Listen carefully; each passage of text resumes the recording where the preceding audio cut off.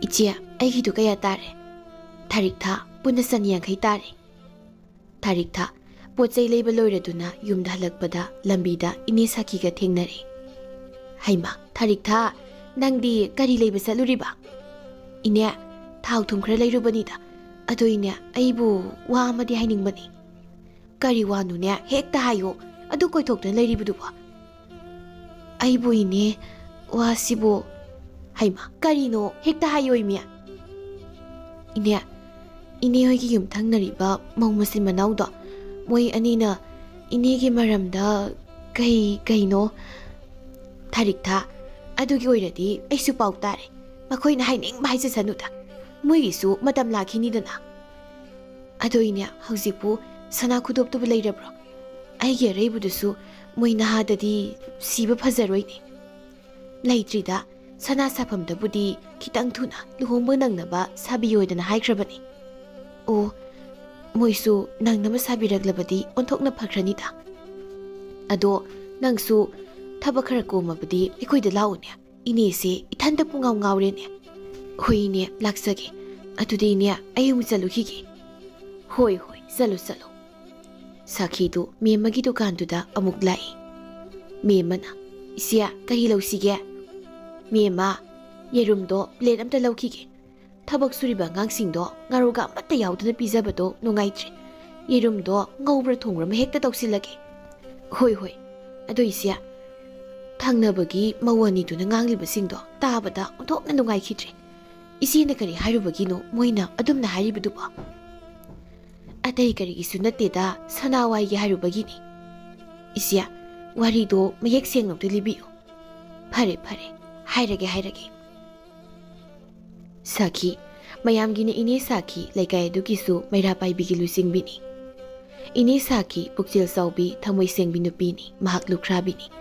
Magi na itong puksabi, masanupi amaga, makoy anitang laybani. Mayam kitabag Thoibi na mayam na mabunong sibi, adubo, magi mataw aduda, kalakhan balmiso, yawda banati. Mayam, ayamukta, wapam krata tamzagi, mayam amukta tabiyo.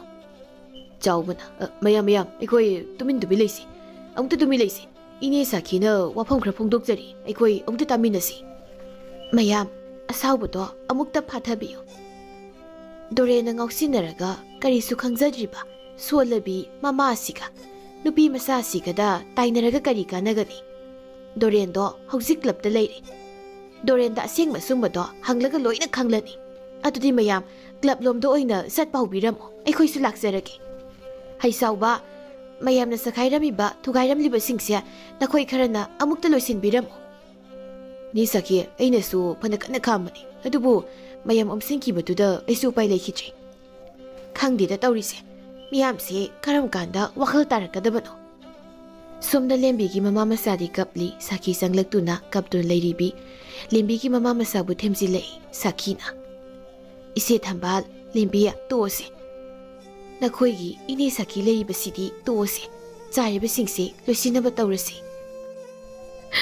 Ini saki, ako'y tamo to. Mana, migi mapon masay to huran mo iramoy. Ay tamo po tasay, mana dum na tawroy. Ini, ako'y tamo po, ininamdakan mayo. Ako'y ginimana na nakanasulay tre. Sisi, limbiya, tuusikap ka no. Inilari ba sidi, ay sunya, dore na asum na tarong gani siya, tazarudi. Ini na niya, nako'y ginating suoy na napangani. Sari ba mayam si, loisin na ba tawro? Ini suklapta, mayam na nga nagalay naman ni, tiyan na ba tawragi? Jaw ba na? Ini saki, mayam na nga nagalay naman ni, sari ba sing sidi, ay kundam lo sila magi. Ini, jatwi na ba tawbiro? Hoy, adudi, noy na pa naman sila mo ko, adudi, ini sa lagi ko. Asum na, ini saki, laikay adugi, asum mawayal tawbito na, laikay adu, ing natap na palaming. Ini saki bunong sibibi kaya na, ini saki kimating kaya supangbi. Inya, nupi masado su, ontok na pagre. Ing natapi ba, makoy ki mama mapa na, isa tanu siya, mamang oirage hay bala age sina, ingon da amuk toy baloy rabani. Ado inya, kari hay ko gya, lakhan lora. Lakhan ba budi yarabani. Isa nupi ka su, kara kangnay hay kum tawbani. ꯑꯗꯨꯗ ꯑꯩꯅ ꯃꯇꯝ ꯈꯔꯗꯤ ꯂꯩꯖꯈꯤꯁꯅꯨꯅ ꯈꯜꯂꯤꯕ. ꯁꯅꯥꯔꯩꯅ ꯏꯅꯦ ꯅꯆꯥꯅꯨꯄꯤꯁꯦ ꯃꯇꯝ ꯆꯥꯔꯕꯅꯦ. ꯁꯤꯗꯒꯤ ꯍꯦꯟꯖꯤꯟꯈ꯭ꯔꯕꯗꯤ ꯑꯔꯤꯕꯤꯗꯨ ꯇꯥꯔꯅꯤꯃꯦ. ꯐꯔꯦ ꯐꯔꯦ. ꯅꯪꯅꯅꯦ ꯄꯥꯎꯗꯣ ꯑꯃꯨꯛꯇ ꯐꯥꯎꯈ꯭ꯔꯣ. ꯑꯍꯜ ꯂꯃꯟꯗꯣ ꯊꯥꯔꯛꯑꯣ ꯍꯥꯏꯈ꯭ꯔꯣ. ꯃꯊꯪꯒꯤ ꯅꯨꯃꯤꯠꯅꯤ ꯑꯁꯣꯝꯒꯤ ꯅꯨꯄꯥ ꯃꯌꯨꯝꯂꯣꯝꯒꯤ ꯑꯍꯜ ꯂꯃꯟ ꯂꯥꯛꯇꯨꯅ ꯃꯆꯥꯅꯨꯄꯤꯒꯤ ꯂꯨꯍꯣꯡꯅꯕꯒꯤ ꯃꯇꯝꯁꯨ ꯂꯦꯞꯈ꯭ꯔꯦ. ꯏꯅꯦ ꯁꯈꯤ ꯃꯥꯅ ꯂꯩꯖꯕꯁꯤꯡ ꯑꯗꯨꯅ ꯃꯆꯥꯅꯨꯄꯤꯒꯤ ꯁꯤꯜ ꯂꯥꯡꯕ ꯂꯣꯏꯅ ꯇꯧꯔꯦ. ꯃꯥꯕꯨ ꯅꯨꯡꯁꯤꯕ ꯃꯁꯛ ꯈꯪꯕꯤꯕꯁꯤꯡꯅꯁꯨ ꯃꯇꯦꯡ ꯀꯌꯥ ꯑꯃ ꯄꯥꯡꯕꯤꯔꯦ. ꯑꯗꯨꯕꯨ ꯑꯋꯥꯠꯄ ꯑꯃꯗꯤ ꯃꯆꯥꯅꯨꯄꯤꯅ ꯂꯨꯍꯣꯡꯕꯗ ꯁꯤꯒꯗꯕ ꯁꯅꯥ ꯈꯨꯗꯣꯞ ꯑꯃꯅꯤ ꯋꯥꯠꯄ ꯂꯩꯔꯦ. ꯀꯔꯝ ꯇꯧꯁꯤꯒꯦ ꯏꯅꯦ ꯁꯈꯤ ꯋꯥꯈꯜ ꯋꯥꯔꯦ. ꯋꯥꯠꯂꯤꯕ ꯁꯅꯥ ꯈꯨꯗꯣꯞꯁꯤꯗꯤ ꯀꯅꯥꯗꯒꯤ ꯍꯪꯒꯅꯤ? ꯌꯥꯝꯅ ꯀꯨꯏꯅ ꯃꯇꯦꯡ ꯂꯧꯒꯗꯕ ꯅꯠꯇꯦꯁꯦ. ꯑꯩꯒꯤ ꯏꯆꯥꯒꯤ ꯈꯨꯗꯣꯞ ꯈꯨꯖꯤꯁꯤꯃꯗꯤ ꯍꯥꯞꯇꯕ ꯌꯥꯗꯕꯅꯤ. ꯏꯍꯥꯡ ꯍꯥꯡꯅ ꯏꯆꯥꯅ ꯀꯔꯝꯅ ꯂꯨꯍꯣꯡꯒꯅꯤ? ꯑꯗꯨꯗꯤ ꯊꯪꯅꯕꯗ ꯂꯩꯔꯤꯕ ꯃꯧ ꯃꯆꯤꯟ ꯃꯅꯥꯎꯁꯦ ꯃꯁꯤꯗ ꯍꯦꯛꯇ ꯍꯪꯂꯒꯦ. ꯃꯣꯏꯗꯤ ꯃꯤꯇꯣꯞꯁꯨ ꯅꯠꯇꯦ. ꯑꯁꯤ ꯍꯥꯏꯗꯨꯅ ꯏꯅꯦ ꯁꯈꯤ ꯌꯨꯝꯊꯪꯅꯕꯒꯤ ꯌꯨꯝ ꯑꯗꯨꯗ ꯆꯠꯅꯕ ꯊꯣꯛꯂꯛꯏ. ꯇꯟꯖꯥꯗꯨꯗ ꯃꯆꯥꯅꯨꯄꯤ ꯇꯅꯨꯅ ꯃꯃꯥꯕꯨ ꯀꯧꯔꯛꯏ. ꯏꯃꯥ, ꯀꯗꯥꯏꯗ ꯑꯃꯨꯛ ꯆꯠꯂꯨꯒꯦ ꯍꯥꯏꯅꯣ? ꯑꯁꯤꯗ ꯀꯔꯤꯅꯣꯃꯇ ꯍꯪꯂꯨꯒꯦ ꯇꯧꯕꯅꯤꯅꯦ. ꯅꯪꯕꯨ ꯀꯔꯤ ꯍꯥꯏꯅꯤꯡꯕꯅꯣ? ꯏꯃꯥ, ꯑꯩꯒꯤꯗꯤ ꯀꯩꯁꯨ ꯑꯍꯦꯟꯕ ꯄꯥꯝꯖꯗꯦ. ꯏꯃꯥꯅ ꯈꯔ ꯄꯤꯕꯤꯔꯤꯕꯁꯦ ꯃꯁꯤꯅ ꯑꯗꯨꯝ ꯌꯥꯔꯦ. ꯍꯥꯏ, ꯏꯃꯥ ꯂꯩꯔꯤꯕꯁꯤꯗꯤ ꯏꯃꯥꯅ ꯋꯥꯠꯇꯅꯕ ꯂꯣꯏꯅ ꯇꯧꯒꯅꯤ. ꯊꯕꯛ ꯇꯧꯔꯤꯕꯁꯤꯡꯁꯦ ꯃꯣꯏꯒꯤ ꯆꯥꯅꯕ ꯀꯔꯤ ꯀꯔꯤꯅꯣ ꯌꯦꯡꯕꯤꯔꯝꯃꯣ. ꯑꯩ ꯀꯨꯏꯔꯛꯑꯣꯏꯀꯣ. ꯁꯈꯤ ꯌꯨꯝꯊꯪꯅꯔꯤꯕ ꯃꯧ ꯃꯆꯤꯟ ꯃꯅꯥꯎ ꯑꯅꯤ ꯂꯩꯕ ꯌꯨꯝꯗꯨ ꯂꯥꯛꯂꯒ, ꯍꯩ ꯃꯦꯅꯀꯥ, ꯂꯩꯃꯥ, ꯅꯈꯣꯏꯕꯨ ꯇꯥꯕꯔꯣ? ꯇꯥꯔꯕꯗꯤ ꯃꯄꯥꯟꯗ ꯑꯃꯨꯛꯇ ꯊꯣꯛꯂꯛꯑꯣ. ꯏꯆꯦ, ꯂꯥꯛꯂꯤꯕꯁꯦ ꯃꯥꯒꯤ ꯁꯥꯈꯤ ꯍꯥꯏꯕꯗꯨ ꯃꯥꯜꯂꯤ. ꯃꯥꯅ ꯂꯥꯛꯂꯤꯕꯁꯦ ꯀꯔꯤꯒꯨꯝꯕ ꯈꯔꯗꯤ ꯁꯣꯏꯗꯅ ꯄꯤꯌꯨ ꯍꯥꯏꯔꯅꯤ. ꯑꯗꯨꯅ ꯏꯆꯦ, ꯂꯩ ꯍꯥꯏꯕ ꯌꯥꯗꯦꯀꯣ. ꯑꯩꯗꯤ ꯀꯔꯤꯝꯇ ꯍꯦꯛ ꯄꯤꯔꯣꯏ. ꯀꯔꯤ ꯇꯧꯕꯒꯤ ꯄꯤꯖꯔꯣꯏꯗꯣꯏꯅꯣ? ꯃꯥꯕꯨ ꯑꯩꯈꯣꯏꯒ ꯀꯔꯤ ꯃꯔꯤ ꯄꯨꯊꯣꯛꯅꯒꯦ? ꯍꯩꯃꯥ, ꯃꯈꯣꯏꯅ ꯃꯨꯔꯨꯝ ꯃꯨꯔꯨꯝ ꯁꯣꯟꯕꯗꯤ ꯇꯥꯏ. ꯑꯩꯅ ꯀꯧꯕꯁꯤꯕꯨ ꯇꯥꯗ꯭ꯔꯕ ꯖꯥꯠꯂꯅꯦ? ꯑꯁꯤ ꯍꯥꯏꯗꯨꯅ ꯁꯈꯤꯅ ꯍꯟꯖꯤꯟ ꯍꯟꯖꯤꯟ ꯀꯧꯕꯗꯒꯤ ꯃꯧ ꯑꯅꯤꯗꯨ ꯃꯄꯥꯟꯗ ꯊꯣꯛꯂꯛꯂꯤ. ꯑꯗꯨꯒ ꯁꯈꯤꯗ ꯌꯦꯡꯗꯨꯅ ꯂꯩꯃꯅ, ꯏꯆꯦ ꯁꯈꯤ, ꯀꯔꯤ ꯂꯩꯔꯕꯒꯦ ꯂꯥꯛꯊꯣꯛꯇꯅ ꯂꯥꯛꯄꯕꯣ? ꯑꯇꯩꯒꯤ ꯅꯠꯇꯦꯅꯦ. ꯏꯅꯦꯕꯨ ꯀꯔꯤ ꯍꯥꯏꯅ ꯍꯥꯏꯔꯁꯤꯒꯦ? ꯑꯩꯒꯤ ꯏꯆꯥꯅꯨꯄꯤ ꯑꯃꯈꯛ ꯄꯣꯛꯆꯕꯤꯗꯣ ꯉꯁꯤ 5ꯇ ꯉꯥꯏꯔꯦ ꯂꯨꯍꯣꯡꯈꯤꯒꯗꯕ. ꯑꯗꯨꯗ ꯑꯩꯒꯤ ꯏꯆꯥꯒꯤ ꯃꯈꯨꯠꯇ ꯁꯤꯖꯔꯝꯕ ꯈꯨꯗꯣꯞꯇꯣ ꯑꯩꯅ ꯀꯔꯤꯒꯨꯝꯕ ꯑꯆꯤꯟꯕ ꯑꯃꯗꯒꯤ ꯀꯥꯏꯊꯣꯛꯈ꯭ꯔꯦ. ꯏꯆꯥꯅꯨꯄꯤꯅꯕꯨꯗꯤ ꯃꯗꯣ ꯍꯥꯞꯄꯤꯗꯕ ꯌꯥꯗꯦ ꯍꯥꯏꯕꯗꯤ ꯍꯥꯏꯗꯦ. ꯑꯗꯨꯗ ꯏꯆꯥꯒꯤꯅꯦ ꯑꯩꯅ ꯀꯥꯏꯊꯣꯛꯂꯨꯕꯗꯨꯗꯤ ꯑꯃꯨꯛ ꯍꯥꯞꯄꯤꯒꯦ ꯍꯥꯏꯗꯅ ꯁꯥꯕꯗꯤ ꯁꯥꯍꯟꯈ꯭ꯔꯕꯅꯤ. ꯃꯍꯥꯛꯀꯤ ꯂꯨꯍꯣꯡꯕꯗꯤ ꯅꯪꯂꯔꯣꯏ. ꯆꯥꯛꯀꯧꯕꯗꯗꯤ ꯅꯪꯅꯤ ꯍꯥꯏ. ꯑꯗꯨꯅ ꯏꯅꯦꯅ ꯂꯥꯛꯂꯤꯕꯁꯦ ꯑꯇꯩꯒꯤ ꯋꯥ ꯅꯠꯇꯦ. ꯅꯈꯣꯏꯗꯤ ꯁꯅꯥ ꯂꯨꯄꯥ ꯋꯥꯠꯇꯕꯅꯤꯅ ꯂꯟ ꯆꯦꯟꯕꯤ ꯏꯃꯧꯁꯨ ꯉꯥꯛꯇꯅꯤ.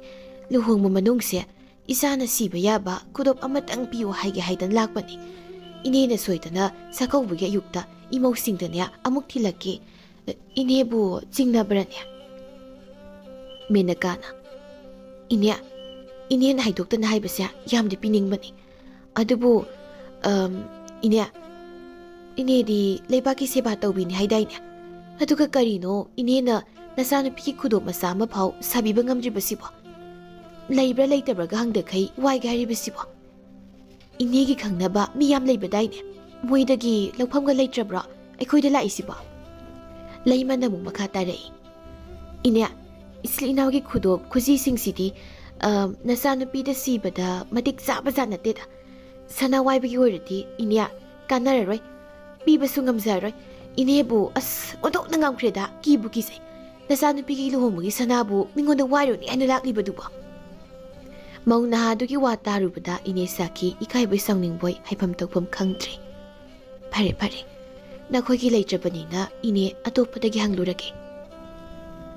ꯉꯁꯥꯏ ꯃꯈꯩ ꯋꯥꯔꯤ ꯇꯥꯔꯤꯕꯤ ꯗꯨꯀꯥꯟ ꯐꯝꯂꯤꯕꯤ ꯃꯦꯝꯃꯅ ꯃꯈꯥ ꯇꯥꯔꯛꯏ. ꯏꯆꯦ, ꯃꯣꯏꯅ ꯑꯗꯨꯝ ꯍꯦꯛ ꯍꯥꯏꯔꯛꯄ꯭ꯔꯣ?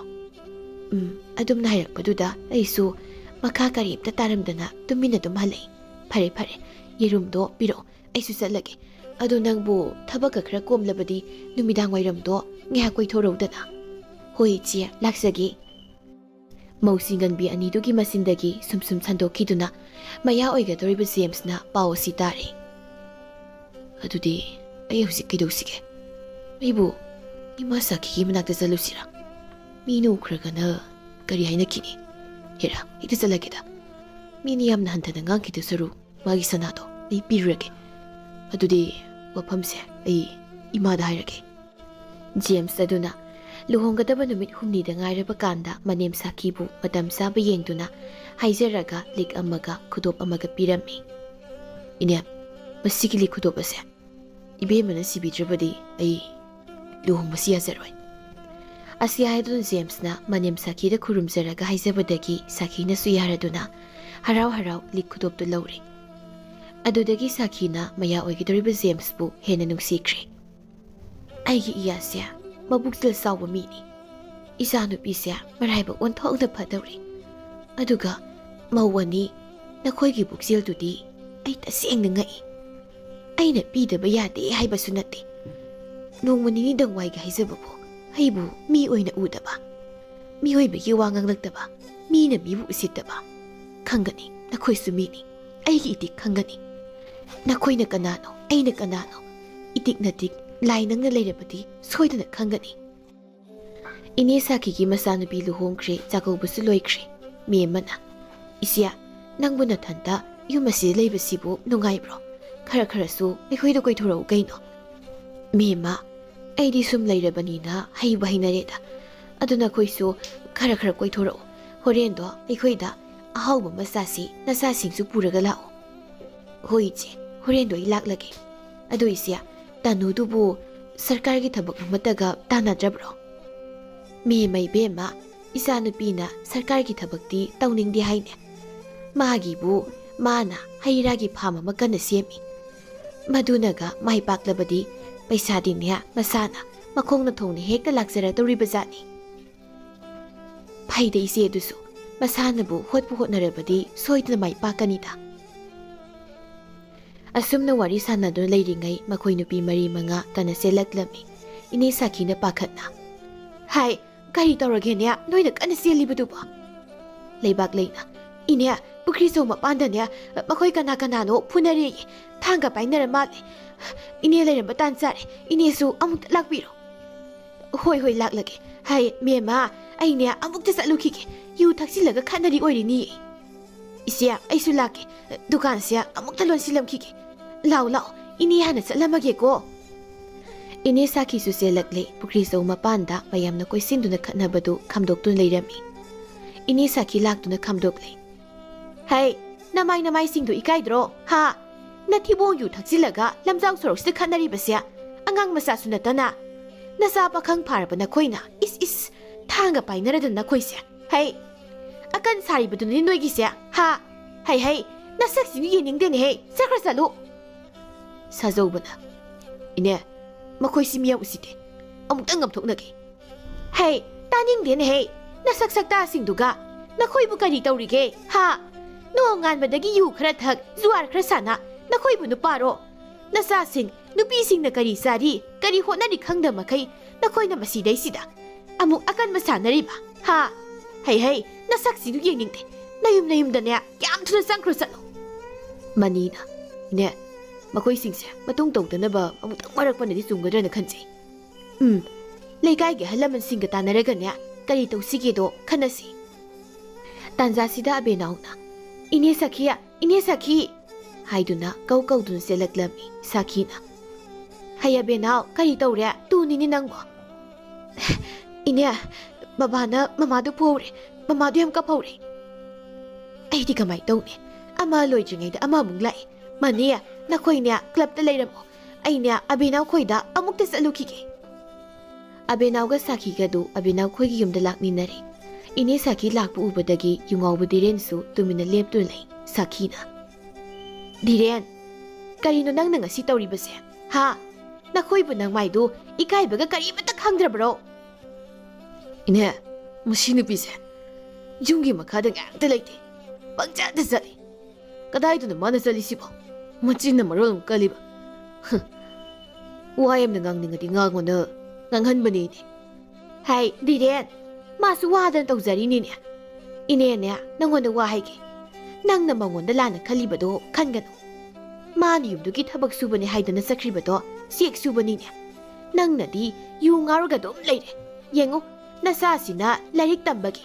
imong manunggi sangni paisa singdo siek sururaga talakpanine nangna yu ngauraga da lairebanina kadaidagi khangdani tu urabra piklibana sasina nakhoina khanab uraga kaplibase diren nangmu ngausinnaganune sunomdana tawne nangnane thabak leite hairabasu inege nakla ine nangga sanaba sinpham ma pige sidagi di khanaranuko ine chatlage ine ilakre I wakhalama tawri aibu ngakpiyuine ai matungda asigum phataba thabaksinse abuk hana tawraroi phare phare adudi ine su chatlage ko asumna matam khra hokri miyoibasi kuba kunamne haibatu chapchana thoklare awang thangbada yumlona do lairiba mauna anigi nupa singdu ine sakhida wanomba laklami ine sakhina mabuksel pikpi mau ani dugi mabuksel tengthoklage matang sare khalladuna ibungo nakoy ni lakbabu ine da kari hainingba ine di miyamne kai khumnaribi sakhangbini asumba satbini ine na nasani ki awabase amukta kanbi da bayatre amukta kanbi ine na ngambana tana kanapta na ngamlar khanduna ine ge nakte hekta isilinaw laksarabani kari tawrabagenya hekta hayune ine ekoyeni karigumba madagi thabang phamta dasa tare ekoyeni mak thabak tatpa tare ine da maramdo singna mukta tamusi ine asoguna sel saraga ekoi isilinaw na soi tobudi yarubadagini ekoyni da awaba tare ngasi mangani sigi manungta ekoi ki thabakdagi lepagi si thokhrani ne phare nakhoyeni sel sabadi yaude ko yauzadi ni makhoina senchai haibadi khangaudabada isli nauna soi dawzarubani inena amukta ngangnabiyo inegi tawimel kauzaroi inegi su ekhoina ngamba mateng pangjage phare phare inene hayeng leibaki phamnaiba unarurage aduga nakhoigi loisangda laklage inena soidana khoigi phanaba sinbiraklage kari mata singnarurano nonghek nganbaga ine sakhina leibaki phamnaiba unaruduna asumba pumba tanarabada phamnaiba duna su yabiri adudagi makhoigi thabak adu yanabagi sedu phamnaiba duna ine sakhida piri ine sakhina masi manawna phamliba loisang adu laklaga pibiri numitugi numidang wairamdu mau ani duga mapureba singa makhoi mari punna ine sakhi hoida nga soba maga paisa mapul amaga puraga laklami karino nakhoina ngaga puda laklibasibo nga sibdi lahurage aduga paisa singsidine nakhoi pujakro madudi ai lawba ngamloi buksel saubi ni sakhi gi matau ubada mamangda mabuksel pikibi mauna ha ani tuna ine apangbi na mauna lankiba kaya to amuk tangak piramo yare yare haukrabdi haukri ine ne kari su sautre ado nakhoibu ngasi onthokna sawmankre ithanda sabasu ngamlaroi aduna ne aikhoi punna sida samina krasi asumna makhoi punna harau harau mau ani duna thonglaga chaminari chahe kungi matungni ine sakhi masado yam kana sonjile masanupi nasu hospital da puduna layeng bayaba layengli adubu phaba kaubudi leitri nongma nongmagi sonjilakli tanuna ima yumsida nathanda leibase nungaide ada aikhoi punna layurase nayanu panasu puroona hairabani ada punna leirase bema ada leiraga nakhoidi hena thabak jinkani aina ne imungduda ayet oigani madugi sunatana yummasya ima thadokduna chatningde asumna sum nongma nongma hokibana ine sakhi ngasidi taibangpal thadokre ngasisu leikai miyamna ine sakhi haiduna sonari ahanba maktada channel asigi maikaidagi mayambu taramna oksari ngasisu mayamgidamakta nungairaba wari ama puduna lakjare wari asigi mamingna apikpi nupi laide wari asibu ibirakpana kekerani kangabam laisado ikhang khangna imasire nami to kaidi enge ha mi lai haibasibu kemta udagai thawjala iduba nakok to sakpro asi haina haina laisa tamna hawale thanil seiba pakhana gari dagi kumtharaktuna sokpro kai soke sorry aiso thaugriba gari tuna hajilakpadu da ꯇꯧꯈꯤꯕꯅꯤ ꯀꯔꯤ ꯁꯣꯔꯤ ꯍꯥꯏꯔꯒ ꯍꯦꯛꯇ ꯌꯥꯔꯅꯤ ꯁꯤꯅꯤꯅꯦ ꯑꯩ ꯁꯤꯔꯦ ꯑꯁ ꯂꯥꯏꯖ ꯁꯨꯛꯇꯣꯛꯇꯨꯅ ꯃꯨꯔꯨꯝ ꯁꯣꯜꯂꯤ ꯒꯥꯔꯤ ꯃꯆꯥꯁꯤꯅ ꯊꯣꯝꯕꯗ ꯑꯁꯨꯛ ꯅꯥꯔꯁꯤꯅꯗꯤ ꯑꯆꯧꯕꯅ ꯊꯣꯝꯃꯤ ꯃꯌꯥꯝꯁꯦ ꯌꯥꯝ ꯅꯥꯔꯝꯅꯤ ꯍꯦ ꯑꯉꯥꯡ ꯄꯩꯁꯥ ꯌꯥꯎꯔꯛꯄ꯭ꯔꯥ ꯂꯨꯄꯥ 10,000 ꯄꯤꯔꯝꯃꯒ ꯆꯠꯈꯤꯕ ꯌꯥꯅꯤ ꯍꯥꯏꯔꯛꯏꯕ ꯋꯥꯗꯨ ꯇꯥꯕꯗ ꯊꯥꯅꯤꯜ ꯀꯣꯛꯇ ꯈꯨꯠ ꯍꯥꯞꯄ ꯍꯥꯏꯕꯗꯨ ꯑꯣꯏꯔꯦ ꯑꯣꯏ ꯑꯩꯅ ꯍꯥꯏꯁꯦ ꯇꯥꯗ꯭ꯔꯣ ꯃꯪꯂꯒ ꯂꯩꯗꯨꯕꯣ ꯀꯔꯤ ꯅꯤꯁꯥ ꯆꯥꯁꯤꯜꯂꯨꯔꯒꯦ ꯌꯥꯝ ꯍꯥꯏꯗ꯭ꯔꯕꯅꯦ ꯑꯩꯒꯤꯁꯦ ꯃꯤꯗꯤ ꯂꯨꯄꯥ 1,00,000 ꯍꯥꯏꯅꯔꯛꯑꯅꯤ ꯅꯪꯗꯤ ꯑꯉꯥꯡꯁꯨ ꯃꯥꯜꯂꯤ ꯅꯨꯡꯉꯥꯏꯇꯦ 10,000 ꯍꯦꯟꯅ ꯍꯥꯏꯕꯤꯔꯔꯣꯏꯒꯦ ꯂꯥꯏꯖꯗꯨ ꯇꯞꯅ ꯍꯧꯒꯠꯂꯛꯇꯨꯅ ꯍꯥꯏꯐꯦꯠ ꯇꯤꯡꯂꯤ ꯌꯥꯡꯂꯤꯉꯤ ꯃꯇꯧꯗꯨꯗ ꯊꯥꯅꯤꯜꯅ ꯈꯜꯂꯤ ꯀꯩꯅꯣ ꯑꯁꯤꯗꯤ ꯀꯩꯝꯇꯁꯨ ꯁꯣꯛꯇꯦꯅ ꯍꯥꯏꯐꯦꯠ ꯊꯦꯡꯕꯒꯤ ꯐꯥꯎ 10,000 ꯂꯧꯒꯦ ꯍꯥꯏꯁꯤꯕꯣ ꯀꯩꯅꯣ ꯏꯔꯩ ꯂꯩꯈꯠꯇ꯭ꯔꯣ ꯃꯥꯏꯁꯤꯗꯤ ꯑꯣꯍꯦ ꯑꯉꯥꯡ ꯀꯔꯤ ꯅꯤꯁꯥꯗꯨꯅ ꯃꯪꯉꯤꯗꯨꯕꯣ ꯀꯗꯥꯏꯅꯣ ꯑꯩꯒꯤ ꯄꯩꯁꯥ ꯄꯤꯔꯝꯃꯣ ꯑꯗꯨꯒ ꯆꯠꯈꯤꯕ ꯌꯥꯅꯤ ꯏꯁ ꯑꯩꯕꯨ ꯑꯉꯥꯡ ꯀꯥꯏ ꯄꯤꯛꯏ ꯈꯨꯄꯤꯛꯁꯤꯒ ꯃꯁꯥꯅꯦ ꯇꯧꯔꯤꯁꯤꯅ ꯅꯨꯡꯁꯤꯠ ꯈꯤꯇꯪ ꯀꯟꯅ ꯁꯤꯜꯂꯛꯑꯗꯤ ꯍꯨꯝꯃ ꯄꯥꯏꯈ꯭ꯔꯅꯤ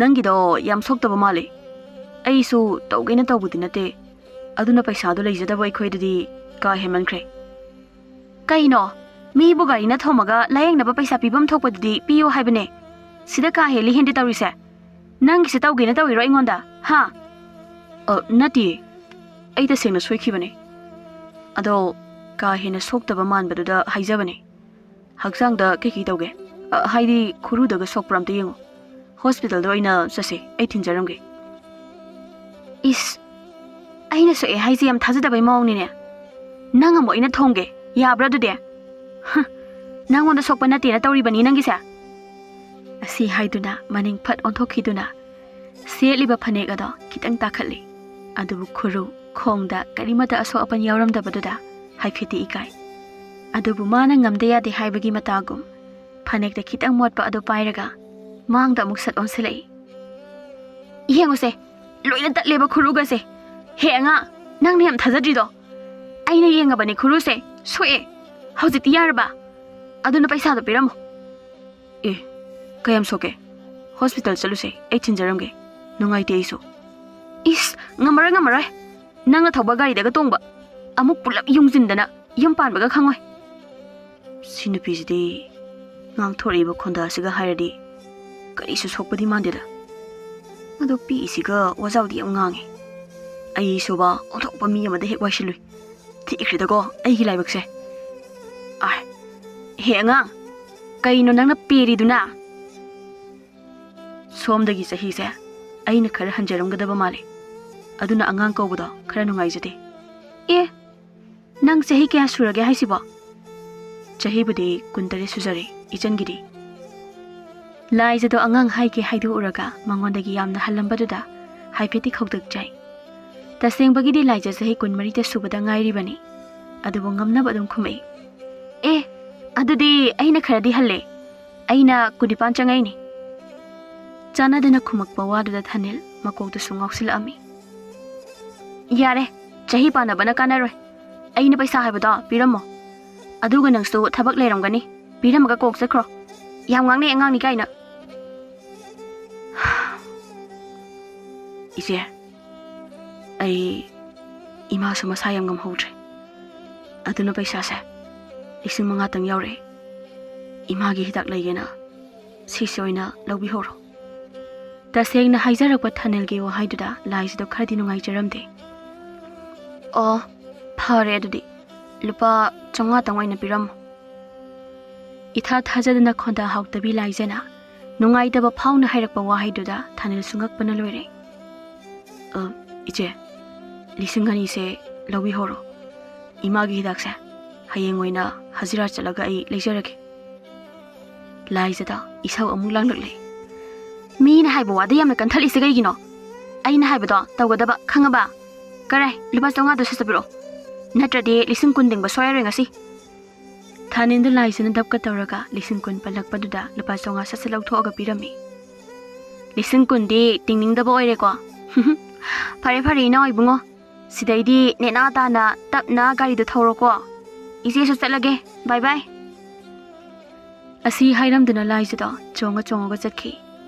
Mataududa thanildo mamikadu lauthoaga tumina yenglaga lei wakhandana.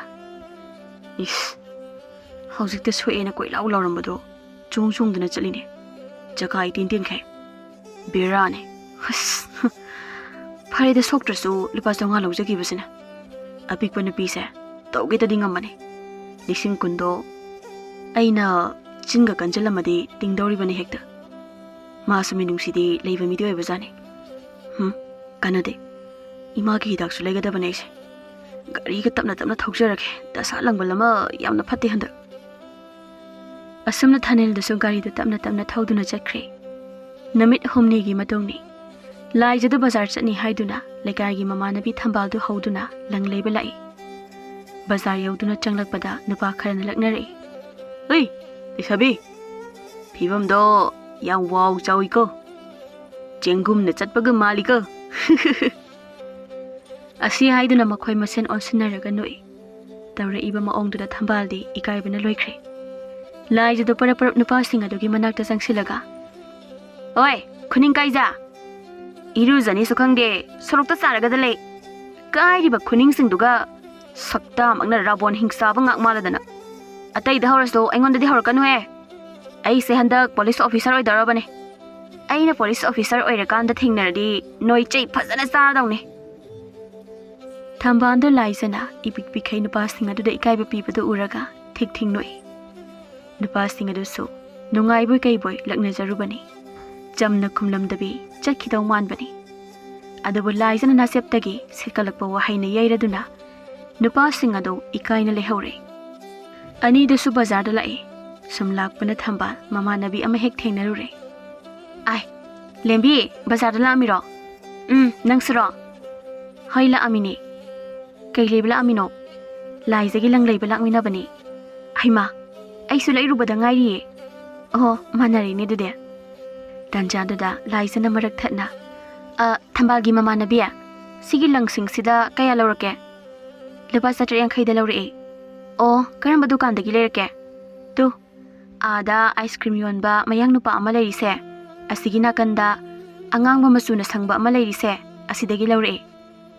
Oh, aiso asida hekta laurage. Asigi dukan se makokti amu amu lekhatpani. Mi amadana mayam haizanni. Amadana amu asengbado haini. Dawda leibo ina tawi. Aibadi daw ya haure. Adu yengo. Yamna haizila adi atopa dukan singdagi hekta lo. Ngangna ba yamna wabani. Ngangna ngamloy asi dukan se. Hoi yengage. Thambana. Laiza sakming khangnawo. Magi ming lembi kaubani. Lembi magi na laiza. Thamba laiza. Aiso haidokrage ko dudi. Hoi hoi ekhoi so posai leirukhige. Asumna lang yoli ba dukalom da changlei. Laiza na. Asigi lang si amta yengjage ba. Lang yon bi aduna. Asisiro. Hoi, mamaldi kiyano. Chamapani bema. Laizado lang yon binupi adugi khongdon dagi kokdon phau amuktang yenglaga. Lei kolap tawraga hairi. Inama khara tabiba yagadra. Barasu yam yawram dredawrise. Aisu lang lege na changlakpani. Ada aina ada masak nungsibi inama amana phami sidagi layurage na lakpani. Ado khara adom tabiba yagadra. Yolibi nupidudi nongmada mina sak phajai haibidraba nupini. Adubu laizana masak nungsi kaina hairakpadudadi mabukningdu harauraduna. Tathok sungaidana satruk yankhaida hekpiramose. Sendonga yaudrabani. Inama pithokpirage nangondadi. Ado mingondadi chamapani hayuko. Hoi inama haige. Adai misu inama hoidagi layona adum haige. Aisu sidaidi inama sak nungsibigi dukan sidagi adum layradoini. Asi haiduna laizana langyon binupi adu summaga paisa hongna langsu puduna thore. Lang leiba loiraba matung laizana yamna pamba furit ama yonba hek thengnarure. Laizado yoliba nupa pakhang adugi manakta changsilaga. Si furit amta yenge ba amta lauthopiro. Thaubana hoi hoi lauthokjarke. Laiza furit to khoidane yengjai. Mamal ke adalairino. Chongane. Paisa sudre khangbadagi laizado haifet yenglamlaga adum tholakle. Mathangi numitani laizadu mayumda phi saduna leiringai kangsi khingmagi makhol tarami kaina nungthil pobopsida kangsi khing leisina mata wa thokna sakidreda ima ho imao ho kaidaurage pangkau de he kauradana kangsi khinge kaidaro janu thoga yenguse hai khinge khingsanu angang naga oiramni nungthil pobopsida mandi ima ayamta yemkhige dudi hai Thokino phi sari do phajana saw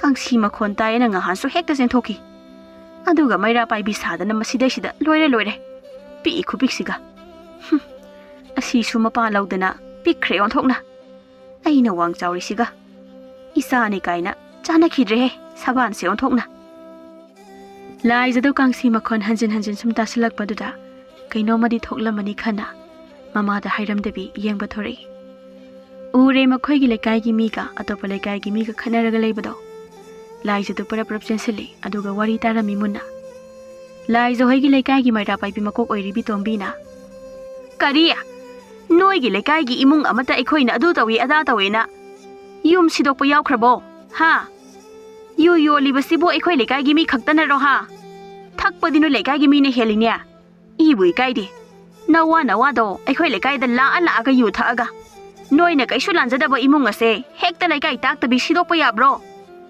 aduna noi na sido ori ba yum se saga da bani khanga ba natraba de ekhoi su tomina leithoi atopa lekai gi maira pai bi lei hauna yamna kakna khumai e ibema wa ngang baga di am linge ekhoi na tawri ba se isa isu bu kanjari ba yu yon ba yamna sagali se kaya jugo chaba lekai di oira maroi mai thadok pidri se pharabani aikhoi gi nupa singsu yugi ipak tagi kanjari ba makhoi gi dukan se leibai nupa singsu seliam na manghalle makhoi gi dukan sina aduna makhata na masida wangang na abadi nungai na bo oiraroi wari singha du tabada laija tamina leithopa ngamdre aigi haiba wakhalsi mi oi khuding makta chen bana laija su makhoi gi lekai na ngamde ya de haiba gumna yauselei herai ne ai songa saidagi tage na tabane ini hoi gi lekai na ekhoi gi lekai da khanbiri sibu kaino noi na ekhoi lekai da laga hekta me gi yum sidoi se police ko haibra lai hauna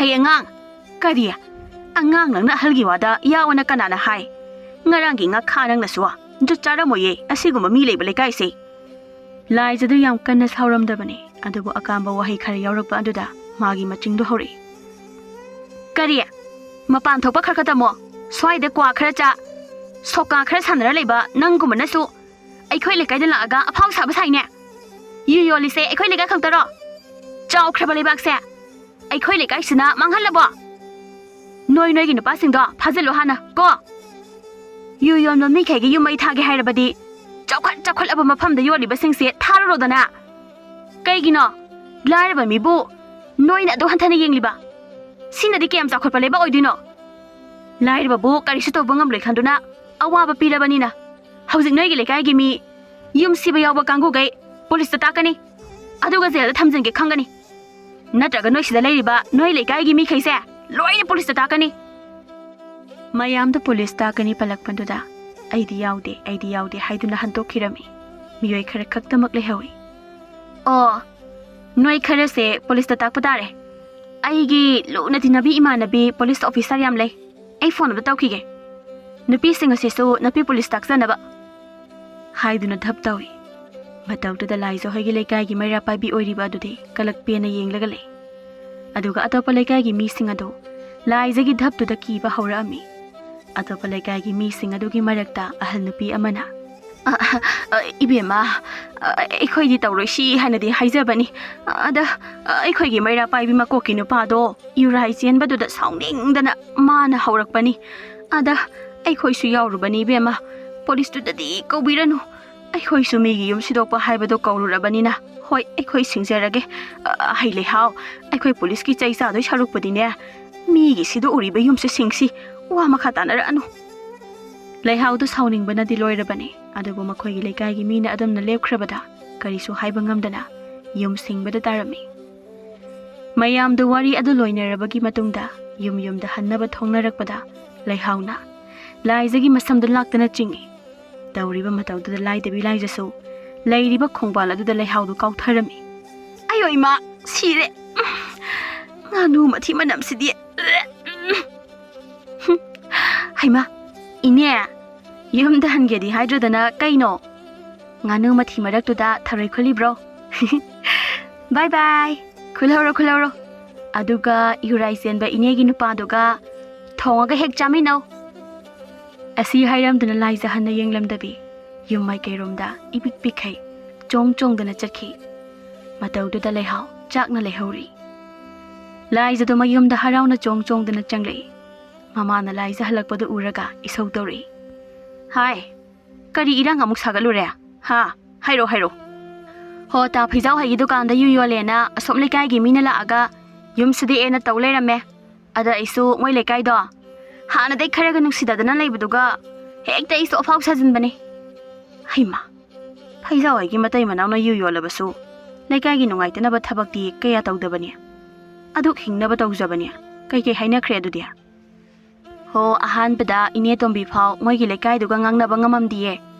ꯑꯩꯅ police ꯀꯧꯅꯤ ꯊꯕꯛ ꯇꯧꯒꯦꯅ ꯙꯞ ꯃꯆꯥ ꯑꯃ ꯇꯧꯁꯤꯜꯂꯨꯕꯗꯒꯤ ꯌꯨꯝꯗꯣ ꯁꯤꯡꯕꯗ ꯂꯦꯞꯅꯈ꯭ꯔꯕꯅꯦ ꯑꯩꯅ ꯑꯩꯒꯤ ꯏꯃꯥꯟꯅꯕꯤ polish officer ꯌꯥꯝ ꯂꯩ ꯍꯥꯏꯖꯟꯕ ꯑꯗꯨꯗꯅꯦ ꯃꯣꯏꯁꯦ ꯀꯤꯗꯅꯒ ꯇꯧꯔꯤ ꯄꯣꯠꯅꯤ ꯂꯥꯏꯖꯒꯤ ꯋꯥꯗꯨ ꯇꯥꯕꯗ ꯃꯦꯝꯃ ꯈꯔꯗꯤ ꯍꯔꯥꯎꯖꯕ ꯄꯣꯛꯂꯤꯕꯅꯤ ꯑꯗꯨꯕꯨ ꯃꯆꯥꯅꯨꯄꯤ ꯑꯁꯤ ꯃꯤꯅ ꯑꯐꯥꯎꯕꯤ ꯅꯨꯄꯤꯒꯨꯝꯅ ꯎꯔꯝꯃꯅꯤ ꯈꯜꯂꯨꯕꯗ ꯁꯥꯎꯖꯤꯟꯅꯔꯛꯏ ꯃꯤꯒꯤ ꯑꯍꯟꯁꯤꯡꯅ ꯉꯥꯡꯅꯒꯗꯕ ꯋꯥꯗꯨꯕꯨ ꯅꯪꯅ ꯍꯦꯛꯇ ꯌꯥꯎꯁꯤꯜꯂꯤ ꯃꯩꯔꯥ ꯄꯥꯏꯕꯤꯁꯦ ꯅꯪꯅ ꯍꯦꯛꯇ ꯃꯍꯨꯠ ꯁꯤꯜꯂꯤꯗꯣ ꯃꯤꯅꯅꯦ ꯐꯖꯅ ꯉꯥꯡꯅꯔꯔꯣꯏꯀꯣ ꯈꯔ ꯋꯥꯡ ꯆꯥꯎꯔꯗꯤ ꯐꯩ ꯏꯄꯤꯛ ꯄꯤꯛꯈꯩ ꯅꯪꯅ ꯙꯞꯀꯁꯨ ꯇꯧꯔꯤꯕꯅꯤꯅꯦ ꯍꯥ ꯅꯪꯕꯨ ꯅꯨꯡꯁꯤꯗꯕ ꯃꯤꯅ ꯐꯨꯔꯁꯨ ꯌꯥꯝ ꯂꯥꯏꯅ ꯑꯗꯨꯝ ꯐꯨꯈꯤꯅꯤ ꯇꯧꯅꯨ ꯃꯇꯨꯡꯗꯗꯤꯅꯦ ꯑꯍꯟꯁꯤꯡꯒꯤ ꯋꯥꯗ ꯌꯥꯎꯁꯤꯜꯂꯨꯅꯨ ꯏꯃꯥ ꯅꯣꯏꯅ ꯑꯩꯁꯦ ꯋꯥꯉꯥꯡ ꯈꯨꯗꯤꯡꯒꯤ ꯄꯤꯛꯏꯗ ꯍꯥꯏꯁꯤ ꯀꯩꯒꯤꯅꯣ ꯑꯩ ꯆꯍꯤꯁꯤꯗ ꯃꯤꯗꯤ ꯑꯝꯇ ꯄꯤꯛꯅꯗ꯭ꯔꯕ ꯑꯩꯒꯤꯁꯦ ꯄꯤꯛꯄ ꯅꯠꯇꯦ ꯀ꯭ꯌꯨꯠ ꯑꯣꯏꯔꯤꯅꯦ ꯋꯥꯡ ꯆꯥꯎꯔꯒ ꯀꯩꯗꯧꯗꯣꯏꯅꯣ ꯈꯣꯡꯎꯞ ꯑꯋꯥꯡꯕ ꯐꯖꯕꯁꯨ ꯇꯣꯡꯕ ꯐꯪꯗꯕꯗꯨꯕꯣ